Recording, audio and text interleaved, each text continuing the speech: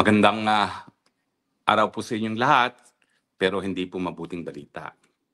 Well, kakalabas lang po ng desisyon ng ICC Pretrial Chamber kung saan pinasura nila ang mosyon ni Tatay Digong para magkaroon ng panandaliang kalayaan o yung tinatawag na interim release.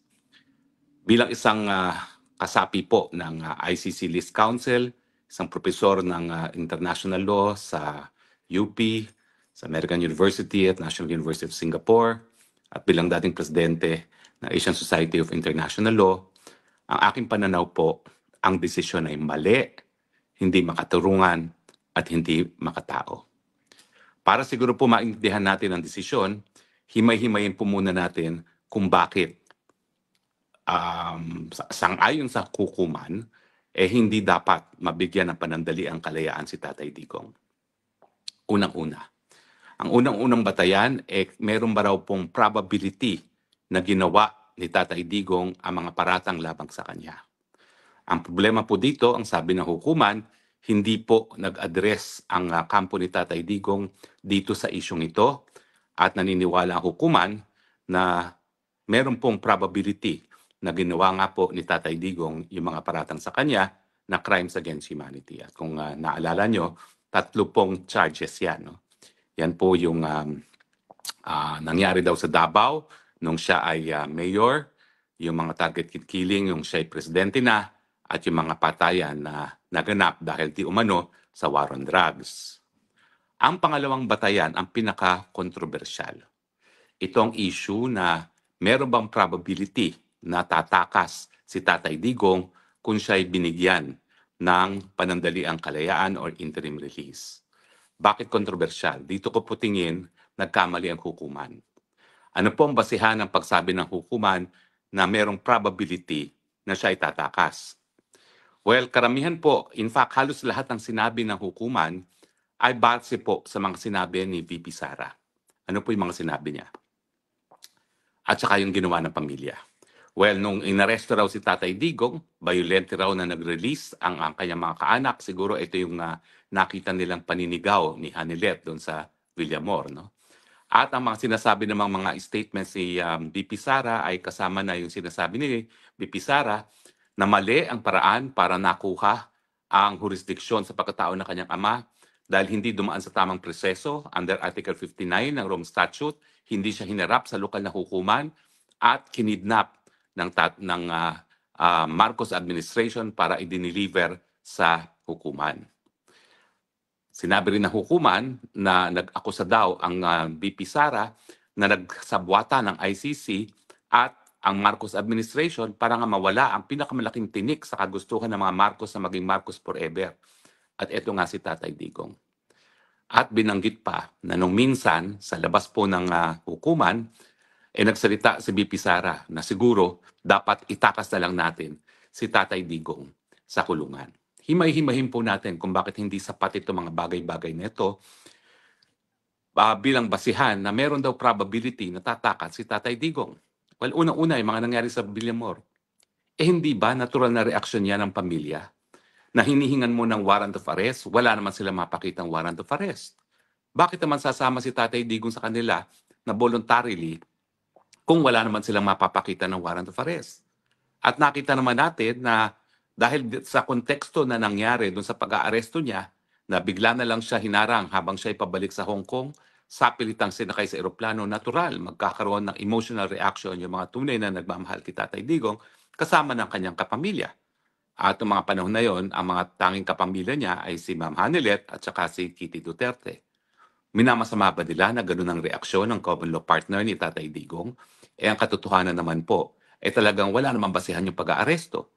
Dahil ang katotohanan po niyan, si Justice Ascuna nang nagsabi, yung warrant of arrest sa ICC na hindi naman ang pinakita kay Tatay Digong nung panahon na siya inaresto, dapat dumaan muna sa Regional Trial Court nang ma-asserte na ang personalidad na inaaresto ay yung siyang hinahanap ng ICC at dapat masigurado rin yung kanyang karapatan pang tao ay narespeto at masiguro na walang paglabag sa soberenya ng Pilipinas. At dahil hindi nga po dumaan ito sa tamang proseso, ergo yan ay kidnapping.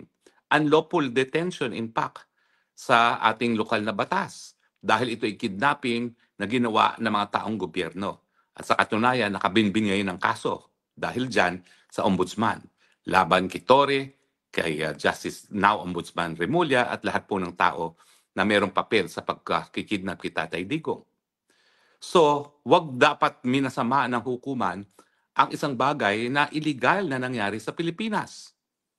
Kidnapping or unlawful detention po talaga nangyari kay Tatay Digong dahil hindi siya dumaan sa tamang proseso sang-ayon sa Article 59 ng Rome Statute, hindi siya dumaan sa Regional Trial Court. At sa katunayan, yung pinababayaran nga po ni E.S. Medaldea ang kanyang medical bills dito sa hukuman, ang sabi pa ng ICC, hindi namin nababayaran yan dahil hindi naman kami ang nagpadala o kumuha ng pagkatao ni Tatay Digong at ni E.S. Medaldea galing Pilipinas. Yan ay voluntaryong ginawa ng Pilipinas. So malinaw po na talagang hindi nasunog ang proseso at tama na tawaging kidnapping ang nangyari kay Tatay Digong. Dahil kung talagang yan po ay ginawa sa ngalan ng ICC, hindi naman po sasagot ng ganun ang ICC nung bayaran na ng gastusin para sa paggagamot kay E.S. Medaldea. No? At bukod pa dyan, sabi nila, nagsalita raw nung minsan si Inday Sara na dapat siguro itakas na lang natin si Tatay Digong sa kulungan. Alam niyo po, yan ay salitang politiko. That is farthest from the truth. Tatapatin ko po kayo. Ang punot dulo ngayon na hindi namin pagkakasunduan ni Inday Sara Duterte ay dahil siya ay napaka-by the book. Ayaw niyang lumabas doon sa nakasaad sa Rome Statute. Kung ano yung nasa Rome Statute, yun ang susundin niya.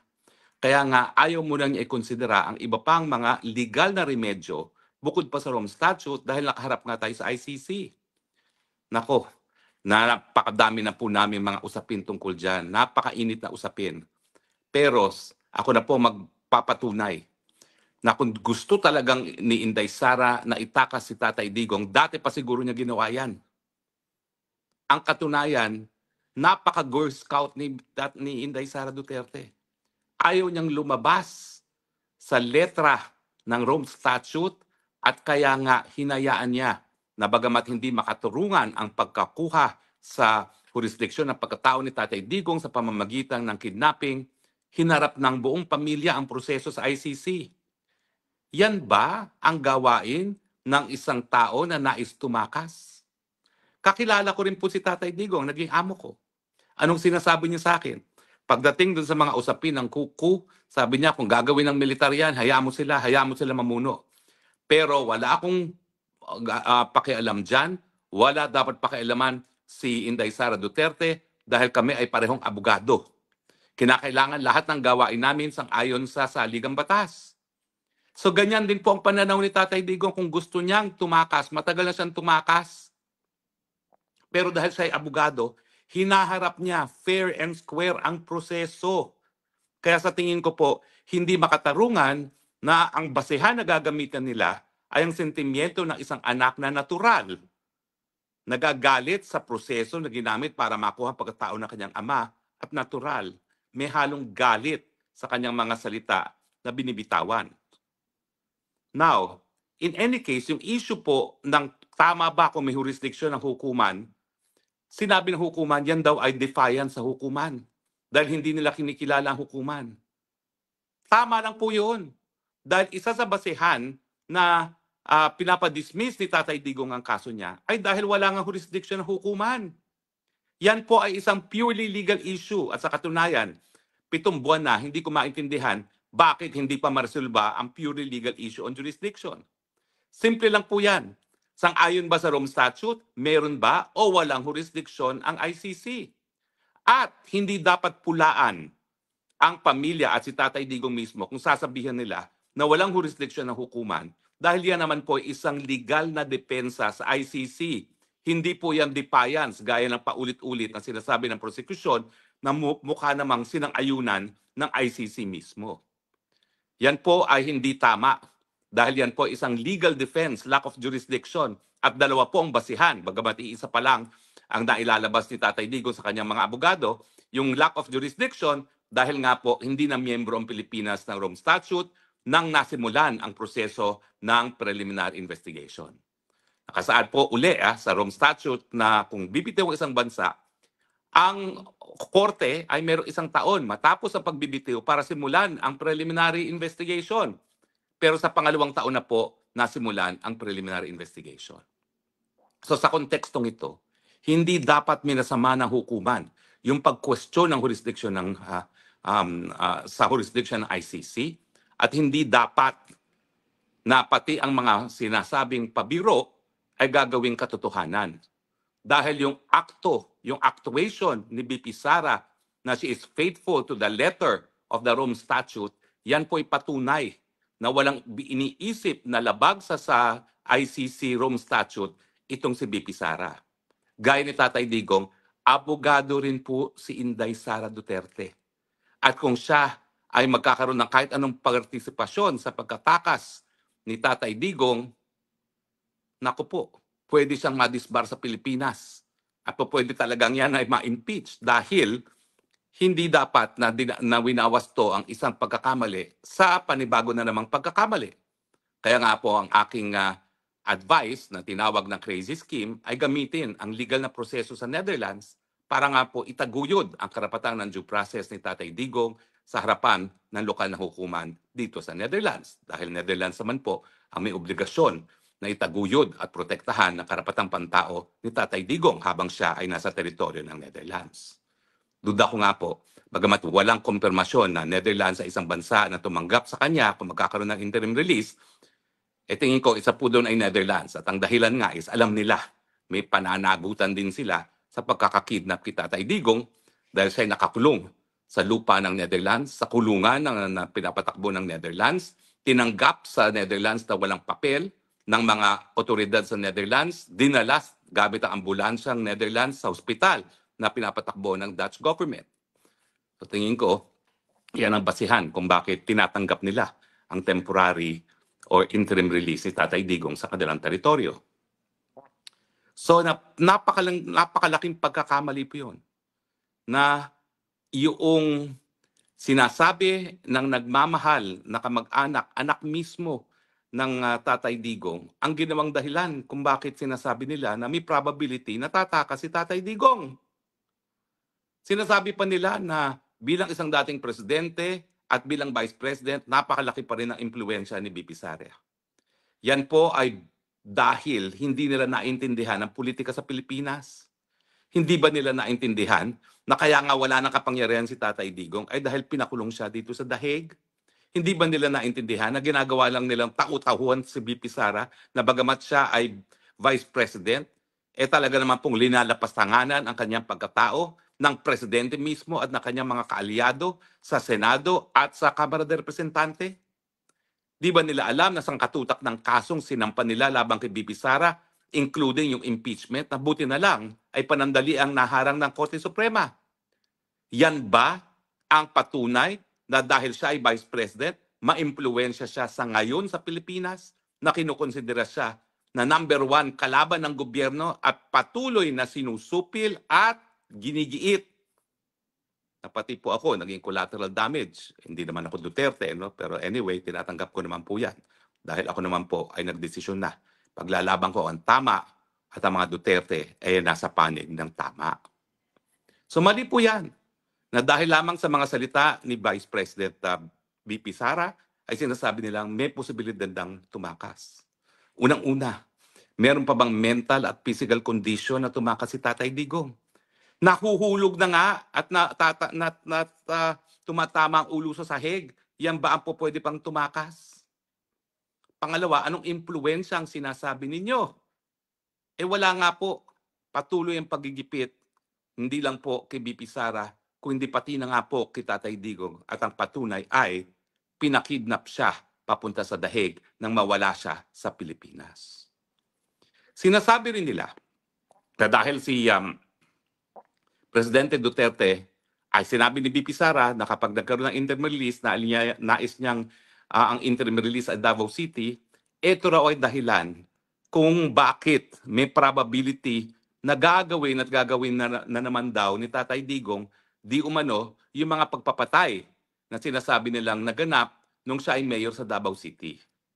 Sa tingin ko po, that is an unfair conclusion dahil hindi pa po napapatunayan ang pagkakasala ni Tatay Digong sa pagpapatay doon sa tinatawag na Davao Death Squad nung siya'y mayor. Ang sabi pa ng korte, abay, kita mo nga, yung kanyang impluensya ay napatunayan dahil siya'y nahalal muli bilang alkalde ng Davao at dahil siya alkalde na naman ng Davao at ang kanyang anak ay vice mayor, posible na namang siyang gumawa ng mga kasalanan at mga krimen sa Davao City. Hindi ba ho yan ay unfounded conclusion sa isang tao na hindi pa napatunayang nagkasala? Nakasaad din po sa Rome Statute at sa karapatang pantao na lahat na akusado ay presumed innocent until proven otherwise. Bakit sasabihin nila na meron na namang probability na gagawa pa ng mga krimen samantalang wala pa namang krimen na napapatunayan?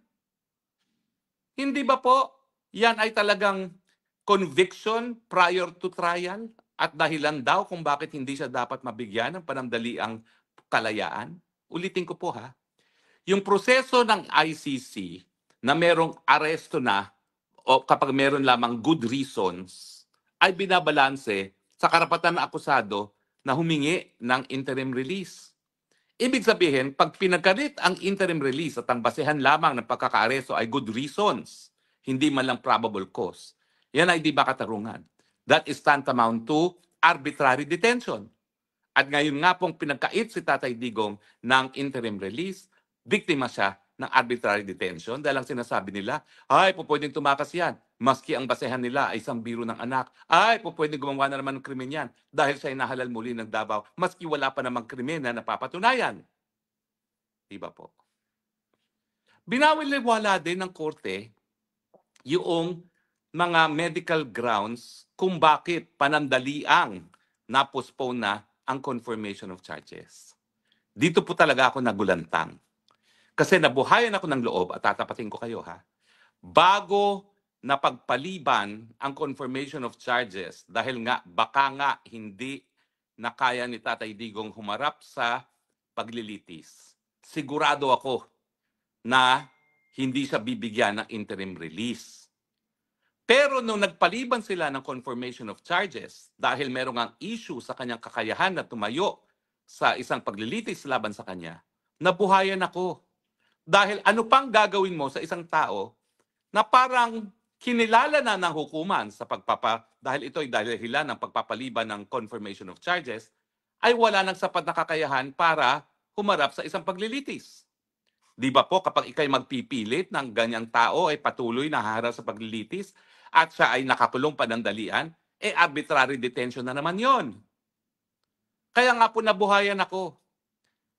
Kung papansinin niyo po yung mga nauna ko mga vlog, sinasabi ko, ni minsan hindi pa nagbigay ng provision ng interim release ang ICC. Meron lang isang kaso na nabigyan ng interim release, si Lubanga, matapos po, hindi pala si Lubanga, yung napawalang bisa, na pwede ko na maalala kung sino yung napawalang bisa, na-convict tapos na-acquit on appeal.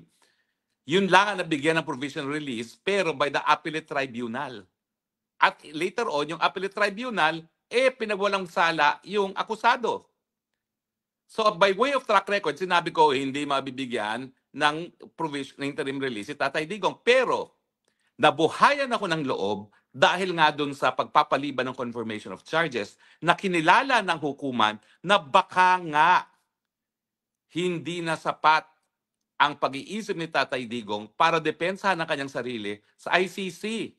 Dahil sa kondisyon na ganito, bakit mo pa siya ikukulong? Again, ang pagbalanse ng ibang proseso ng hukuman sa ICC ay dahil good grounds lang ang warrant of arrest, pero merong karapatan to interim release. Ngayon, dahil nabaliwala yung kanyang posibleng kawalan ng sapat na pag-iisip para harapin ang paglilitis, ngayon nakakulong ang Tatay Digong, patuloy na ikukulong maski wala na siyang kakayahan humarap sa paglilitis.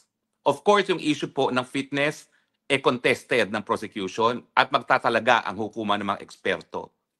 Pero sa akin lang, for purposes of interim release, dahil sila naman ang nagpaliban na ng confirmation of charges at importante po yung confirmation of charges dahil kung talagang walang jurisdiksyon ng hukuman at kung wala talagang probable cause, dismissal na yan, ang pagpapaliban ay nagpapahaba ng pre-trial detention. Ibig sabihin, pinahaba ang pretrial detention, may posibilidad na pinahaba pa ang arbitrary detention ni Tatay Digong. Well, nalulungkot po tayo, pero ako naman po, sa mulat mula, alam ko na bagamat ang ICC ay isang hukuman, ito rin ay isang political na institution.